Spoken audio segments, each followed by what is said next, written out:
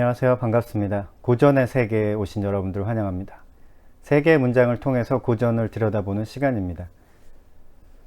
저는 작년 크리스마스쯤에 썼던 까뮈의 이방인에 대한 저의 감상문을 다시 읽어보았습니다. 제목이 뭐였냐면 중2를 대하는 우리의 자세였습니다. 근데 지금 읽어보니까 까뮈에 대한 저의 평가가 다소 좀 야박했던 것 같습니다. 이방인의 주인공이 메르소인데요. 메르소를 그저 중이와 같은 반항심 많은 사람 정도로 묘사를 했어요. 좀 과하지 않았나라는 생각이 좀 듭니다. 저는 까뮈를 좋아합니다. 네, 고백합니다. 제가 운영하고 있는 블로그 이름을 제가 해피 시시포스라고 했는데, 그것도 이제 시시포스 신화에 대한 까뮈의 해석에 제가 감동을 받고 그렇게 이름을 정했어요. 까뮈의 대표작들은 저는 읽어보았는데 앞으로도 시간이 날 때마다 다시 또 읽어볼 생각입니다. 제 생각에 까뮈는 20세기 초반에 사람들이 당면했던 문제를 해결할 수 있는 실마리를 제공을 했습니다. 지금은 21세기니까 20세기가 너무 오래전 얘기가 아니냐, 100년 전 이야기니까요. 그래서 20세기에 작성된 답안지는 지금 유효하지 않을 거라고 생각할 수도 있습니다. 하지만 제 생각에는 그렇지가 않습니다. 지금 21세기지만 우리는 여전히 20세기의 문제를 해결하지 못했습니다. 그 문제를 해결하려고 노력하기보다는 좀 외면해 버렸죠. 오히려 좀 더 악화시켰다고 생각합니다. 21세기에는 20세기 인류가 당면한 그 문제를 더 악화시키는 방향으로 해결하려고 하는 것 같습니다. 방향이 잘못됐다고 저는 생각을 하는데요. 20세기의 문제는 소외였습니다. 마르크스가 지적한 문제이기도 했고 실존주의가 주목한 문제이기도 했습니다.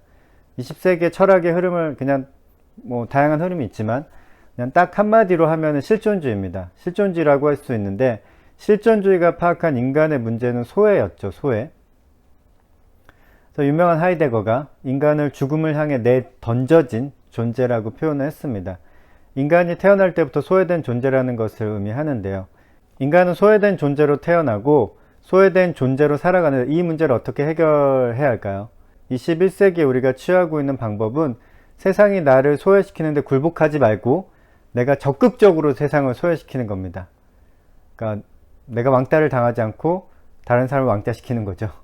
소외를 당하지 말고 적극적으로 소외시키는 방법으로 소외를 극복하려고 하고 있습니다. 세상을 소외시키고 나만이 중요한 사람이 되면 내가 나에게 잘해주면 그게 오케이. 네, 그게 오케이죠. 내가 잘 살면 오케이가 된 거예요. 다른 사람이 뭐라고 하든지 상관이 없고 세상이 어떻게 돌아가는지 별 관계가 없고 세상이 나를 소외시키지 않을까 걱정할 필요도 없어요. 내가 세상을 이미 소외시켜버렸기 때문에. 그래서 우리는 잘 살고 있습니까? 우리는 사실 더 외로워졌죠. 자살하는 사람은 더 많아졌고 사람들은 사랑하지 않고 아이도 낳지 않습니다. 그건 역시 우리가 세상을 소외시키는 방법이죠. 이 힘들고 어두운 세상에 미련일랑 두지 않도록 우리는 깨끗하게 혼자 살다 혼자 가기로 결정을 한 것이죠. 깔끔한 것 같지만 왠지 서글픕니다. 우리는 세상에게 이렇게 말하고 있는 것 같아요. 그러게 왜 이렇게 힘든 세상에 나를 던져 놓았어? 내가 당하고 살 것 같아? 오히려 내가 세상을 소외시킬 거야. 진작에 좀 잘하지 그랬어. 21세기의 문제 해결 방법은 잘못된 것 같습니다. 저는 까뮈의 이야기에 좀 귀를 기울일 필요가 있다고 생각해요. 처절한 고통과 아픔을 겪고 그것을 딛고 일어선 사람들에게는 뭔가 특별한 것이 있습니다. 우리가 20세기 초반에 사람들에게 주목해야 하는 이유입니다. 두 번의 세계대전과 홀로코스트. 말할 수 없는 시련과 괴로움과 번민의 시간을 겪은 사람들의 정신적 에너지는 우리가 상상하는 것 이상입니다. 그 혼돈의 시기에 까뮈의 글은 사람들에게 사랑을 받았습니다. 사람들은 이상한 메르소 이야기를 왜 읽었을까요? 여러 가지 이유가 있었겠죠. 그런데 제 생각이에요. 사람들이 책을 읽고 음악을 듣고 춤을 추고 술을 마시고 돈을 악착같이 모으려는 이유는 단 하나입니다. 바로 구원이죠. 사람들은 구원받기를 원합니다. 구원이 뭔지, 왜 받아야 하는지 정확하게 설명할 수 없다고 하더라도 사람들은 구원받고 싶어요. 그래서 사람들이 이방인을 읽은 이유? 이방인이 구원의 메시지를 던져주었기 때문이죠. 첫 번째 문장입니다. 오늘 엄마가 죽었다. 이방인의 첫 번째 문장입니다. 이방인이 처음 나오고 첫 번째 문장을 읽었을 때 독자의 반응은 이랬을 거예요. 제 생각에. 너도?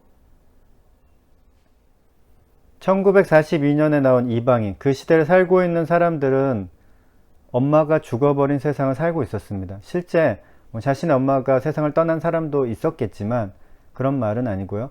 엄마는 삶을 지탱해주는, 나의 삶을 지탱해주는 최후의 보루, 삶을 편안하게 느끼게 해주는 존재의 근거, 포기와 절망의 반대말과 같은 그런 존재이죠. 그런데 그 모든 것들이 죽어버린 시대였습니다. 20세기 초반은요. 20세기 초 중반은 엄마가 죽어버린 그런 시대였죠. 그것도 갑자기 말이죠. 1942년의 상황을 까뮤는 이렇게 표현한 것입니다. 오늘 엄마가 죽었다. 사람들은 이 첫 문장에서 이미 이방인의 세계에 깊숙이 발을 들여놓게 되었을 것입니다. 메르소는 엄마가 죽었지만 슬퍼하지 않았어요. 좀 더 정확히 말하면 눈물을 흘리지 않았습니다. 메르소가 슬펐는지 슬프지 않았는지 정확히 알 수는 없죠. 제가 볼 때는 슬퍼했던 것 같은데 이방인에서 메르소를 심판하는 사람들은 전혀 그렇지 않았다고 주장하니까 아마도 좀 견해 차이가 있었을 것 같습니다. 하지만 메르소가 눈물을 흘리지 않았다는 것은 사실이죠. 왜 눈물을 흘리지 않았을까요? 그 당시 시대가 그랬을 것 같습니다. 엄마가 죽어버린 시대에 울기 시작한다면 정말 아무것도 할 수 없는 상황이 되는 거죠. 아직 전쟁이 끝나지도 않았고 많은 사람이 전쟁 때문에 죽고 다치고 쓰러지고 있었습니다. 눈물을 흘리며 정신줄을 놓아버린다면 아무도 그 사람을 잡아줄 수 있는 상황이 아니었던 거죠. 메르소는 살아야 했잖아요. 엄마가 죽었지만 살 이유를 찾아야 했고 더 나아가서 행복해야 했습니다. 삶이 즐겁지 않다면 살 이유가 무엇이 될 수 있겠습니까? 존재의 기반이 흔들리는 상황에 있는 사람이라면 누구든지 이방인의 첫 문장을 읽는 순간 까뮤 옆에 앉아서 그의 얘기를 듣기 시작할 것 같습니다. 두 번째 문장입니다. 그때 나는 바깥 세상에서 단 하루만을 살았을 뿐인 사람도 감옥에서 100년쯤은 어렵지 않게 살 수 있다는 것을 깨달았다. 사람에게 가장 적당한 수명은 어느 정도일까요? 30년 정도 살다가 죽은 사람에게 우리는 젊은 나이에 생을 마쳤다고 안타까워하고 불쌍하게 여깁니다. 30년 정도는 너무 짧은 것일까요? 30년이면은 사실 사계절을 30번이나 보내고 해가 뜨고 지는 것도 10,000번 이상 보았을 것이고 사랑하고 결혼하고 아이도 낳아 키우기에 충분한 시간입니다. 우리는 30년이 짧다고 생각하지만 100년을 산다고 하더라도 죽음을 통해서 생을 마감한다는 것은 늘 아쉽고 슬픈 일입니다. 그런데 만약 사람이 단 하루만 살 수 있다면 어떨까요? 마치 아침에 피었다가 저녁에 시드는 꽃처럼 단 하루만 살 수 있다면 그런 인생은 너무 짧아서 슬픈 인생일까요? 제가 이방인에서 꼽은 두 번째 문장은 단 하루의 삶에 대한 가치를 논하고 있습니다. 이렇게 말하고 있는 것 같아요. 바깥 세상에서 자유로운 단 하루의 삶을 살아도 말이지 그 하루의 경험만을 가지고 그 경험을 곱씹어 보는 것만으로도 100년은 충분히 행복할 수 있어. 그 정도로 인간에게 주어진 시간이 단 하루라고 하더라도 인간은 수천 가지 경험을 하고 수만 가지 생각을 하고 수억 가지 감정을 느끼지. 까뮤가 생각하는 인간의 하루란 이런 것이죠. 인간에게 단 하루만 주어진다고 하더라도 그것은 대단한 축복이라고 까뮤는 생각하고 있는 것 같습니다. 우리가 수시로 기억하며 행복해하는 사건이 있잖아요. 예를 들어 우리는 2002년에 월드컵 4강에 올라간 사건을 두고두고 기억하고 그 과정을 복귀하는 것만으로도 행복해 하잖아요. 마치 그런 극도의 행복한 순간에 대한 기억처럼 인간이 누리는 단 하루의 삶의 가치란 100년 동안 매일매일 떠올려도 충분히 행복할 수 있는 일이라고 그 하루의 삶에 대한 예찬을 까뮤가 하고 있습니다. 인간이 행복하기 위해 얼마의 시간이 필요할까? 까뮤의 대답은 하루면 충분하다는 것이죠. 세 번째 문장입니다.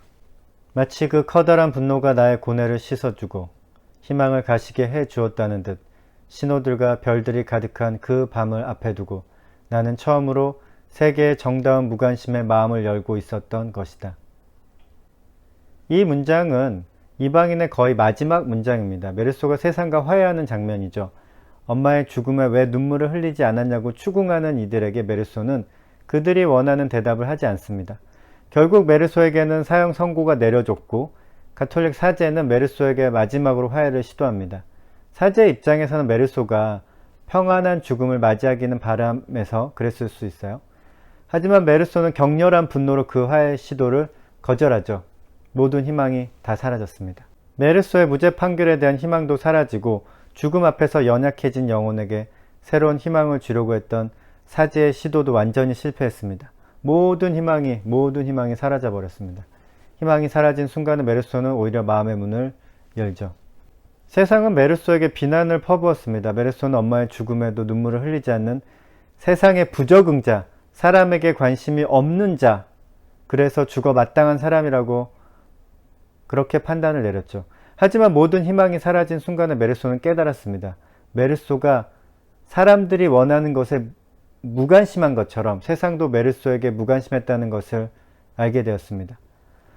메르소가 어떻게 슬퍼했고 어떻게 그 슬픔을 극복하려 했고 그래서 어떤 일을 하게 되었는지 관심이 없었다는 것을 말하죠.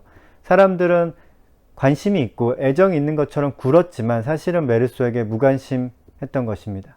그래서 메르소는 세상과 자신이 닮았다는 것을 깨닫고 오히려 마음을 열죠. 동질감을 느낍니다. 같이 공감합니다. 사람이 누군가에게 이해받고 누군가에게 동질감을 느낄 때 사람은 행복을 느끼잖아요. 그래서 메르소는 행복하다고 고백을 합니다. 앞에서 제가 언급한 그 문장의 다음 문장이 이런 건데요. 세계가 그렇게도 나와 닮아서 마침내는 형제 같다는 것을 깨닫자 나는 전에도 행복했고 지금도 행복하다고 느꼈다. 희망을 버린 자가 마음을 여는 신기한 장면입니다. 세계대전을 겪으며 인간이 당할 수 있는 모든 고통을 다 당하고 있는 사람들에게 희망을 가지라는 말은 그들에게 더 심한 고통을 주었을지도 모릅니다. 희망이 없는데 어떻게 행복할 수 있을까요? 메르소는 그 해답을 찾았죠. 이방인은 당연히 읽어야 하는 작품이죠. 아직도 안 읽었다면 빨리 구해야 합니다. 이방인을. 네, 그러나 이방인을 읽어야 할 때가 있습니다. 아무 때나 읽지 마시고요. 희망이 없다고 느낄 때, 그때가 바로 이 책을 집어 들어야 하는 순간입니다. 오늘 엄마가 죽은 것 같은 그런 기분이 들 때, 그때 메르소가 친구가 되어줄 겁니다. 고전의 세계, 까미의 이방인이었습니다.